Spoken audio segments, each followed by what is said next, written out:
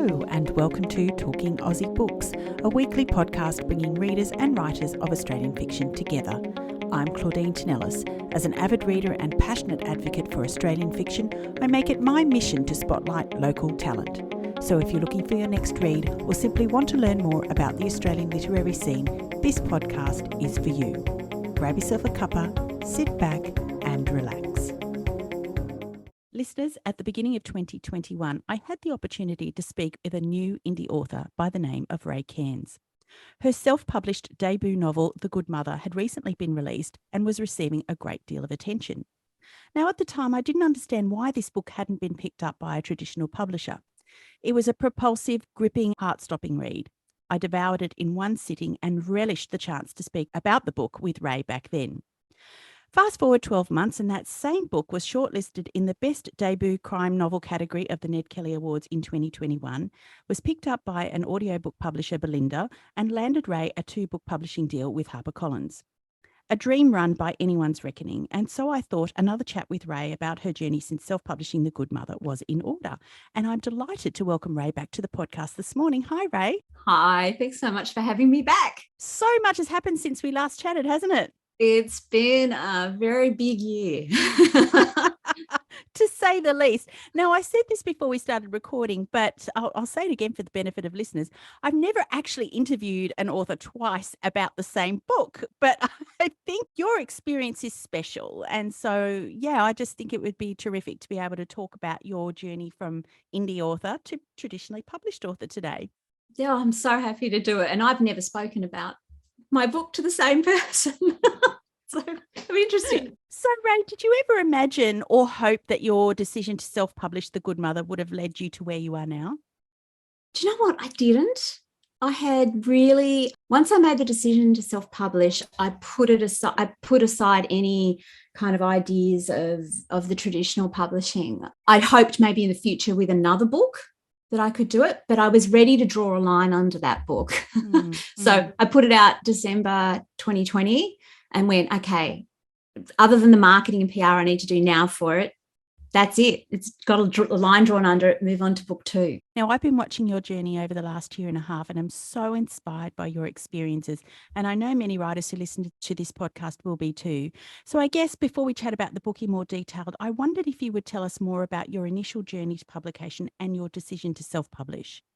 Okay. I wrote in about 2015. It took me about 8 months to write the book. Now, I'd had the idea in my head for years. I worked in Northern Ireland back in 1997, and the experiences I had there kind of stayed with me and bubbled away. I'd had one particular experience. I was dating a guy over there. I was in my mid-20s. It was all very fun and he was so charming. And then I found out he was in fact an active paramilitary. So I broke it off with him, but the repercussions of that kind of stayed with me. Well, what could have happened, I guess, or the what if questions. And I didn't even know if the relationship was real. And then I also got to thinking, well, what would happen if I bumped into him today? So those ideas had stayed with me. When I sat down to write, I was a mother.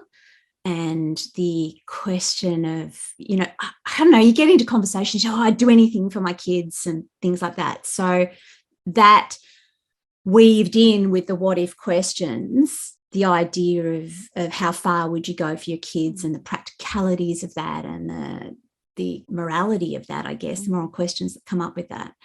So those two ideas merged when I sat down to write. It took me about 8 months. I was lucky enough I had met Mark Lamprell, who is a writer and director and producer, and he really got excited about my story, the story of the book. And he said, right, send it to me. And I did. And he said, I love the story, love the characters, but you need to go away and learn how to write, which was a very fair call. I was a creative. I had a degree in performing arts. I understood story, but I'd never written anything. And I didn't expect to put it out there and someone to go, oh, that's amazing. I expected to do work. So I did a 12-month mentorship with Catherine Hayman. It was amazing that she took me on and she taught me so much. And we did 10,000 words at a time. We broke the manuscript down. And the very first 10,000 was like basics, literally how to format a manuscript and recognize cliches and things like that. And then each 10,000 we built on it. So by the end of the year, the manuscript had really grown. And from that, I got an agent. And it was all very exciting. And I thought it was all going to happen for me. The agent was talking about bidding wars. And she put it out there to the publishers, and it was crickets. There was not even the slightest response. And she didn't know why. We talked about it. And in the end, I decided I knew it needed more work, clearly. So I took the manuscript back, and we parted ways very amicably. And I sent it for a manuscript appraisal to someone who had been a publisher previously. And she gave me some amazing feedback.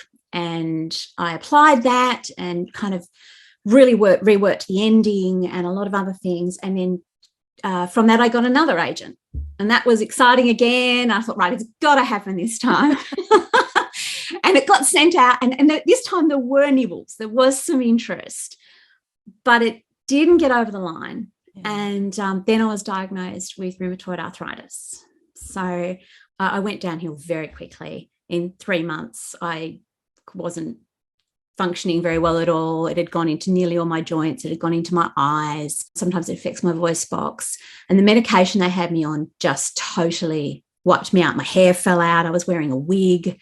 I couldn't really, no way I could write a sentence. I could barely speak one, like honestly. And that was about 2 years till we found the right medication.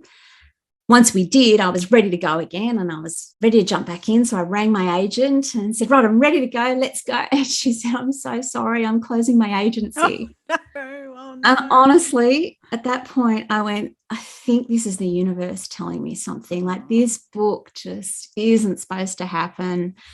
And I'm going to put it in a bottom drawer. And my mentors and my incredible writing group, the Inkwells, got at my back and just went, no, this book deserves to be read. It's unique and it needs to be out there, and have a think about it. And I just didn't want to go down.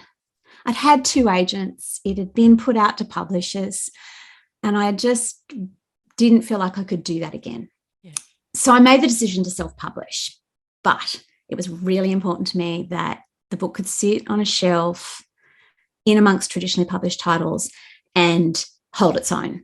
Yes. So I needed, I had it professionally edited. I had a professional cover designer. Basically, for 10 months, learned everything I could about publishing. Now, 10 months is not really very long when you consider the years of experience that publishers have. But it was a reasonable amount of time for me to try and to wait, I guess, to self-publish. So I applied myself to learning everything I could from the ground up. And it was like being the CEO of a small business, I guess. I had to, lodge a business name and brief the editor and brief the cover designer and learn about BISAC codes and categories and Amazon and where do you print books and goodness, what's marketing and what's PR. And so it was all of that. I had to, even down to the formatting of the book. And I did it as best as I possibly could. And then I put it out in December 2020. And I was really, really lucky and fortunate. I had support of a lot of writers. The Australian writing community is extraordinary. I had incredible support from people like you, from podcasters. I even managed to get the book in a national paper, a newspaper, which definitely helped get some exposure to it. I got some amazing reviews. And I was happy. I was like, okay, that is the best I can do. And it had sold beyond my friends and family, hadn't gone gangbusters or anything, but that's the goal, isn't it? Yeah. That somebody that you've never met actually reads it. Yep. Some libraries had it. So, I had some libraries sending me photos of it on shelf, and that was a big dream for me, seeing my book. So, but I couldn't get it into many stores. A couple of bookshops took it, but it's really hard, that kind of distribution stuff. But anyway, I considered it a success. And then in February of 2021, I was contacted by Bolinda Publishing. They're an audiobook company, and they had a vision impaired lady contact them and say she was reading my book on an e-reader. I assume through a Braille. I didn't ask, but yeah. And she really, really wanted to listen to my book. And so I gave them a copy of my book and they sent me a contract. And that was my first traditional publishing deal. I got an advance. They took control of distribution and everything. So I was lucky enough to be involved in auditioning the narrator, and I was so pleased with her. It's not an easy book in terms of there's all ages, there's male, female, there's Australian accent, Irish accent, Northern Irish accent. So there's a lot to deal with, and she did a fabulous job. I couldn't have been happier with her. And it was available worldwide. And they used my cover, which I was kind of chuffed about because I'd worked hard on that cover. So, yeah, that went out in the world in June in 2021. And then in July, a friend contacted me and said, congratulations. And I was like, what? I've got no idea what you're talking about. And they said, you've been shortlisted for Best Debut Crime in the Ned Kellys. And I was like, what? I couldn't even remember entering. Like, I obviously had, but I just had kind of drawn a line under that book. It was amazing to get shortlisted in crime awards that I have so much respect for, and that the people that had been in it previously are like my heroes of writing. And to be, I guess, a self-published book within that group of 4 was extraordinary, and it changed my life. Literally, my life changed in 3 weeks. I went from on my own kind of plugging away. I mean, no, it's not true. By then I had Bolinda, so they were doing the audiobook, but everything else was me. And then the shortlisting came out. 2 weeks later, I had an agent, and a week after that, I had a 2-book publishing deal with HarperCollins. So it went from so long on my own and pedaling so hard, and so many kind of moments that I thought I was going to break through. And it's funny, it was when I sat back and went, no, it's not going to happen for me. Yeah. And it just kind of did. But it's because part of it is because I worked very hard on that first book. I mean, It is my first book. It's been edited 20 times. I don't know. Like, it was my learner novel, but it has really been edited a lot of times and with a lot of different input, like Mark's, Catherine's, my writing group, 2 agents, so it got to evolve as well, I guess. Well, I mean, if writers out there aren't inspired by this story, then nothing will inspire them, because I'm inspired by listening to your story, and as a writer that, is yet to be published, I think, as I said to you before, it is a really tough industry, and you have seen how tough it is, and you have been through that and been in the trenches and understood how difficult it is to get your work in front of people and to get it over the line. And so I think a lot of writers can be in their offices right now thinking, I don't know why I'm doing this, and I will never be published, and I'll never see my book on a shelf. But stories like this are really that sort of beacon in the dark and really do offer inspiration for people. So thank you so much for sharing that story. Oh, you're so welcome. I mean, the writing industry and my writing friends have contributed so much to the journey that I hope that some of this can help give back, I guess. I don't know. I most certainly think it will. So, Rae, now that you've seen your book from both sides, from the indie side and the traditionally published side, how would you say that your experience changed your book and also changed you as a writer? I suppose changed me as a writer. I can concentrate on the writing now. I mean, I still do PR and marketing, but I don't have to source it. I don't have to try to be an expert in those areas that I don't understand. I can really dig in with the writing, and I have a team around me supporting me now. Yeah. Because it can be very lonely being a writer. And even though, I've got, like I said before, an incredible writing group, incredible writing friends around me, when it comes to the actual work itself, the writing, the edit, it's you're on your own, particularly if you're self-published, I guess, or waiting to be published. Yeah.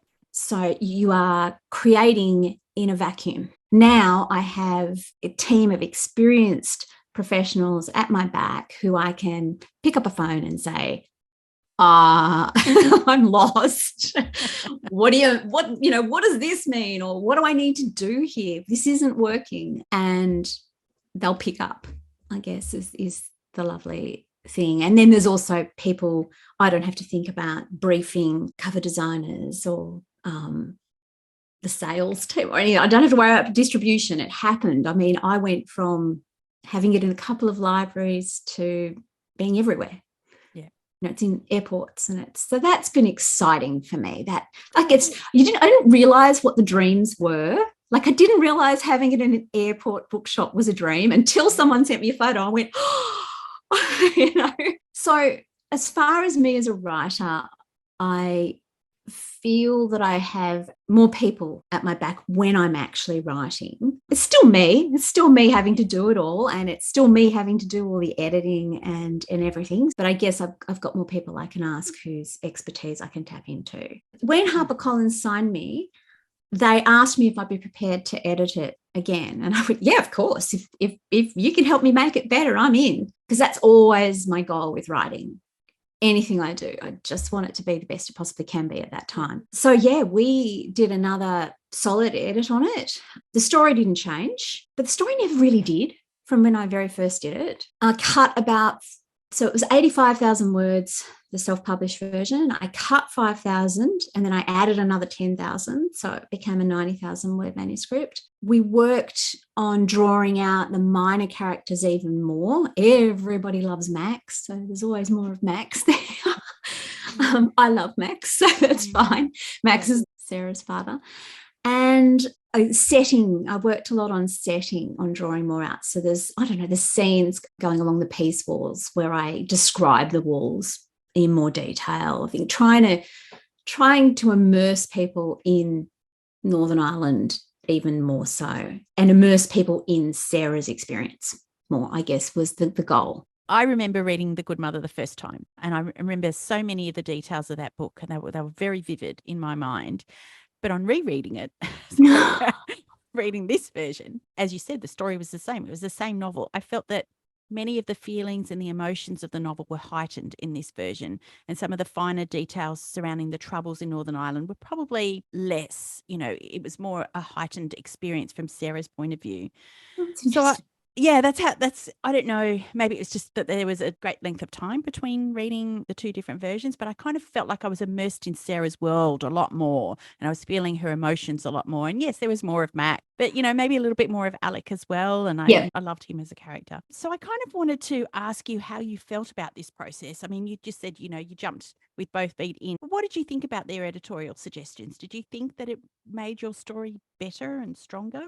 Absolutely. I figure I've got one book under my belt. They're experts in the field. I took on board almost all. There were a couple of little points that I was like, no, that doesn't work for Sarah or whatever.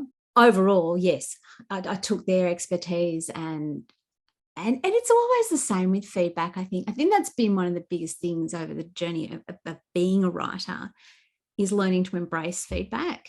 When I first started out, I don't know, it was like, any feedback I got was like, I'm useless, I'm hopeless, I don't know what I'm doing, I shouldn't do this, whatever. And then I learned to kind of, with Catherine, really take it on board. And it was hard. And I remember going on to writing group and just going, I don't think I can do, I actually don't think I can do what she's asking.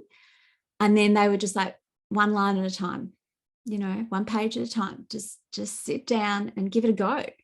And I did. And the more I did it, the more my brain processed kind of in those times away from writing, and it would come up with solutions, and something that seemed almost impossible to solve was actually a sentence. And it was, so those experiences over my writing journey, learning to embrace feedback, I guess I was able to really apply that by the time I got to a traditional publishing house. And maybe that's a really good thing. Yeah. That I was already ready and open to just go, tell me what you think. I'll give it a go. It's been interesting working on book 2 and having it a very different experience, because I'm working with them. I'm still very much, it's me doing the work, but they have more of a ideas input, I guess, at the beginning stages. So that's been interesting for me because I'm haven't had that before. So I just want to be clear. I loved your book on the first pass. Thank you. And I didn't think it was possible. I loved it even more on the second. Thank you. So I wanted to ask you, what kind of response have you been getting about the new edition? Oh, it's been extraordinary. Honestly, I I thought first time round I was, lucky and so grateful for everything. This has just been amazing. It's been reviewed. I've done lots and lots of interviews and media, and my favorite part is readers contacting me and telling me what they think. Ones that have read it before, ones that have only come across it this time, and that's the special part. Having people that I didn't know before contact and just say, oh, I learned so much about Northern Ireland, or gosh, you really made me think about being a mother, and it's interesting what different people take from it. So that's been fun. I've got some more in-person events coming up, so I'm really looking forward to those. Okay, Rae, so let's get to talking about the book itself. We kind of skirted around We did. about the story. I know from talking to you last time that the book was inspired by your own experiences as a youth worker in Northern Ireland in the final years of the tumultuous period known as the Troubles. So I wondered if you could tell me more about this and what led you to put pen to paper, so to speak. I think I spoke about it a little bit at the beginning. So it is inspired by the events in Northern Ireland and my experiences there, meeting the people I met and the things I saw, but it is definitely fictional. It's a thriller. It's about Sarah Calhoun, who's a divorced Australian soccer mum of 3, but she's keeping secrets from everyone she loves. And the story opens with her 16-year-old son, Riley, who tells her he's been selected to represent Australia at an international soccer camp in the Republic of Ireland, and Sarah won't let him go. Her ex-husband steps in and insists he be allowed to follow his dreams. And so Riley does get to head off, but that triggers him arriving through Dublin customs, triggers 2 men from Northern Ireland to hunt Sarah down. One of them, an obsessive policeman who's determined to uncover secrets he believes she's buried since her time as a 1990s aid worker in Belfast, and the other an IRA executioner who threatens the lives of her children unless she does exactly as he says.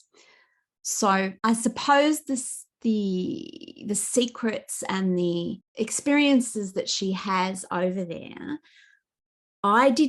the part of me that I did use is I hadn't talked about Northern Ireland at all with anyone. I came back from Northern Ireland after a year there. I worked with children from lower socioeconomic areas. I took them away.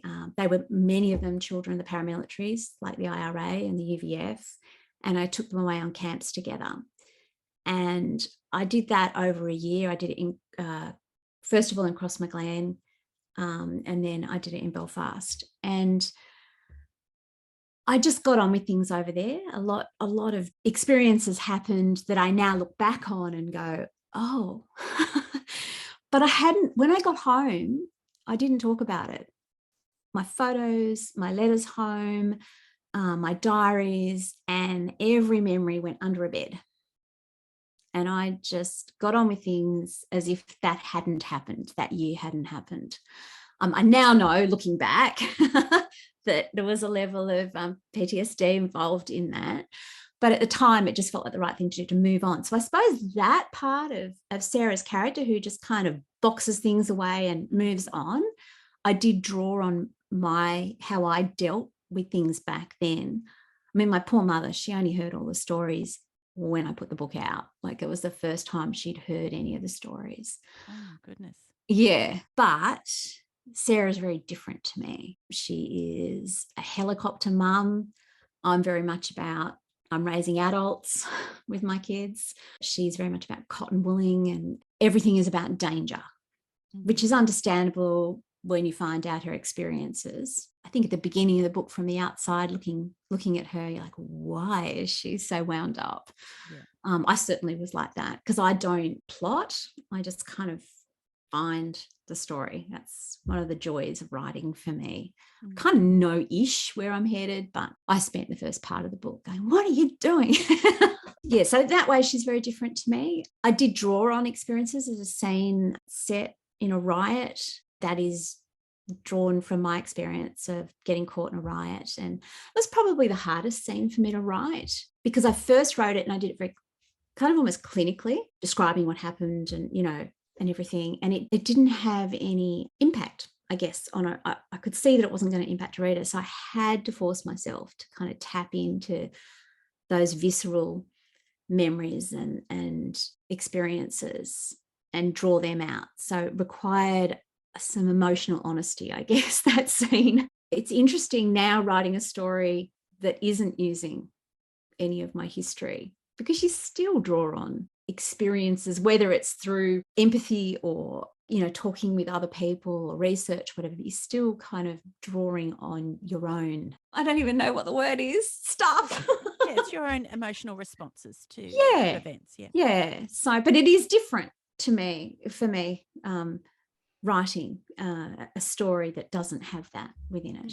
So you've talked about your work in Northern Ireland, and I guess for the benefit of those listeners who haven't yet read this book, I wanted to ask you to delve into a little bit more detail about why your work in Northern Ireland was important in the context of that period of time. The Troubles kind of refers to first of all, I am no expert by any means. So if you're interested in Northern Ireland and the Troubles, you should go and look it up. So, yeah. but just kind of in a nutshell, it refers to a 30-year period in Northern Ireland of sectarian and nationalistic conflict fueled by historical events.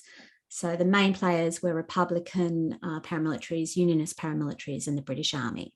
So when I went over there in 1997, it was still really volatile. The British Army was still there, but there was a move towards peace. People were trying to negotiate a peace between all the sides. I went over naively wanting to change the world, I guess. I had wanted to go and do aid work in a third world country.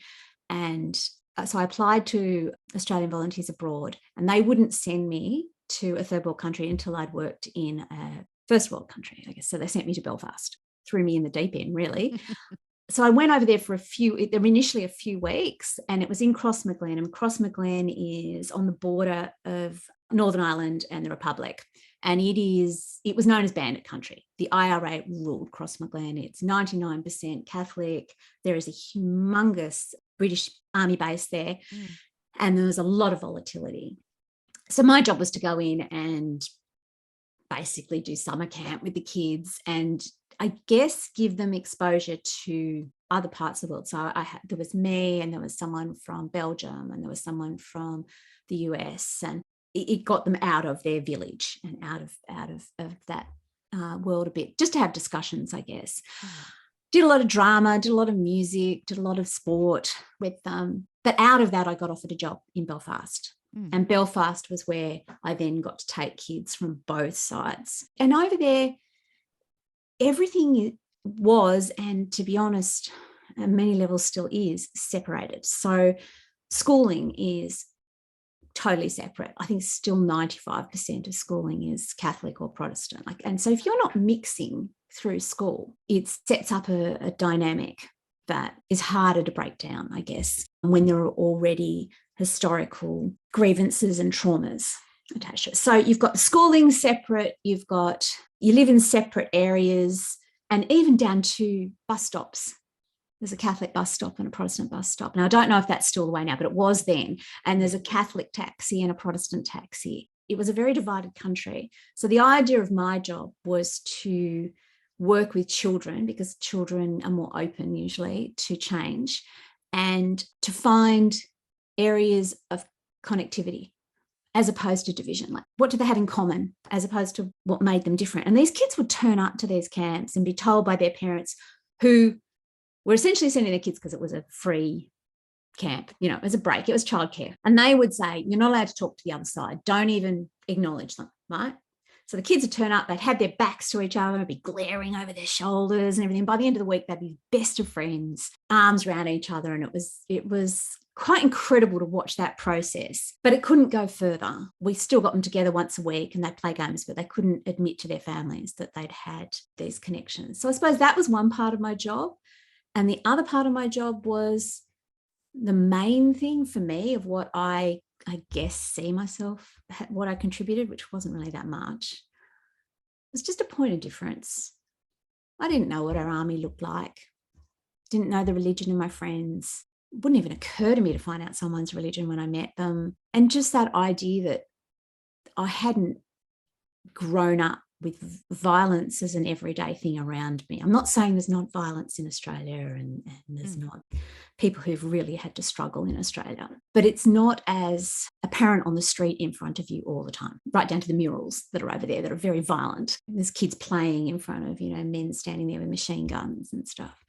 So I suppose that was the only thing that I really could contribute, was not everybody lives this way. I was really lucky to be invited into people's homes and lives, and quite humbled by the fact that people allowed me to look after their children.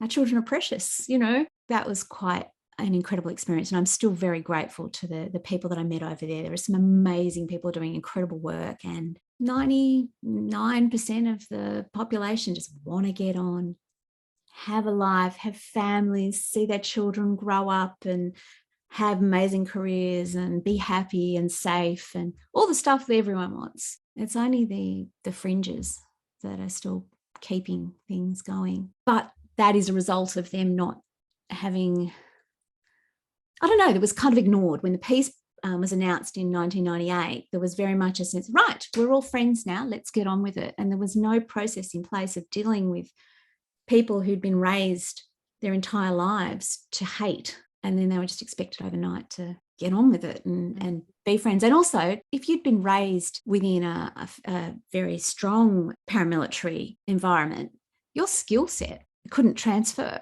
Kidnappings and bomb making and all the things that were part of that whole system, you could no longer use those skills. And they didn't seem to reskill people or identify that was required as much. Very much an outside perspective, and I'm talking very simplistically because there's nothing easy about change in places where there's so much historical trauma. There is one line in your book that I thought summed up the entire premise. It's when Sarah says, "You show me a soldier who would fight harder than a mother to save her son." I feel so proud of myself for plucking that line out of the book, and then I realised it was a grab quote on the back of the book, and I thought, oh, okay, well, I'm not so clever after all. But I really did think that summed up the book. Do you know what? You're cleverer than me, because I didn't pick it up in the self-published version, did I? It was HarperCollins that picked that up, but it does actually fully sum up the book. So I want to ask you about that.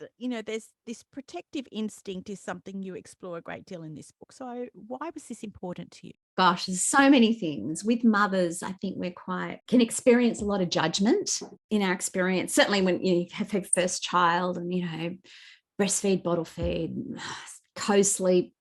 I don't even can't remember all the names, but there's a lot of everybody. It can feel like everybody believes they have the right to comment and judge. And so I wanted to explore that. And it's part of the reason that I have Sarah. You kind of experience somebody who's not the traditional warm mother that we often see in books, and I don't know, a stereotypical mother, I guess, is what word I'm looking for. Even now I have people go, "Oh, she did some things I didn't like," and I'd be like, it's interesting, isn't it? Because what would you have done? I wanted that question for people. She is an ordinary person thrown into an extraordinary circumstance, and she's got no skills. She's not Jack Reacher. She's not an ex-army or ex-police officer or martial arts expert or anything. She's a mother. All that she has is her strength, is her love for her children and her commitment to her children. And there's value in that. And I don't know that we always value that. So for me, it was wanting to play with that idea of what a good mother was, what our perception of a good mother was. I mean, the amount of people that said, "So is Sarah a good mother?" I'm like, I don't know, is she? That's up to you, because it depends on what your belief system is. It's been interesting how much it's raised the whole mother thing. But yeah, I enjoyed exploring that. And I really, really enjoy having an ordinary person in that extraordinary situation. I think that will always be my thing, throwing somebody in the deep end, I guess, because then you get to really explore and tease out who they really are. their character. I love that. I love trying to figure out what makes people tick. Rae, if there was one thing that you wanted readers to take away from this novel, what would it be? Well, first of all, I would like them to maybe gain a deeper insight into Northern Ireland, but even just a civil conflict, and that it's not as black and white and as simple as it can seem from the outside. I want them to be entertained and not be able to put a book down and turn the pages and stay up all night. And I suppose I also want them to think a little bit about what they would do in those circumstances. And also, if there was one thing you'd like writers to take away from your recent experiences, what would that be? The only thing that you as a writer can do is make the manuscript the absolute best you can. That's the control you have. Commit to that. Anything else that happens is a combination of timing and luck, and you can't control those things. And I think if you start to understand that, hopefully it helps deal with the incredible disappointments that we all experience. As long as what you're producing and you're growing as a writer and you're trying to get better, you're moving forward. But if you measure it off agents or publishers or sales or your next contract or anything, they're things all out of your control. To be happy as a creative, it's about the work. Rae, when can we expect to see your next book on the shelf? April 2023. The current title is Dying to Know, and it's a thriller, again, standalone. It's set in Sydney though this time, and the book opens with a budding journalist receiving a phone call from her sister, and her sister's trapped in the boot of a moving car. And the story is then Geneva, the budding journalist, trying to figure out what's happened to her sister. Yeah, fantastic. That sounds so thrilling already. Great hook, I have to say. Good. Oh, wonderful. Rae, if listeners wanted to know more about you and your books, where can they find you? I've got a website, raecairns.com. I am on Facebook, Rae Cairns Author, and I'm on Instagram, Rae Cairns Writes. And I kind of stalk a bit on Twitter, but I don't really put much on Twitter. And I think I'm Rae Cairns Writes there as well. I think you're in very good company there. I think I'm scared of Twitter. Yeah. Rae, I've had the best time chatting with you today. I'm so inspired and in awe of your faith in this book and your determination to bring Sarah's story to the world. It's a truly fabulous read. Congratulations once more, my friend, and thank you for joining me on Talking Aussie Books today. Oh, thank you so much for having me again, and I love talking to you. That's a wrap, folks. If you enjoyed this podcast episode, please drop me a line via my webpage at claudinetinellis.com, via Instagram, Facebook or Twitter. Alternatively, consider leaving a review on Apple Podcasts, Spotify or Google Podcasts. Until next time, happy reading.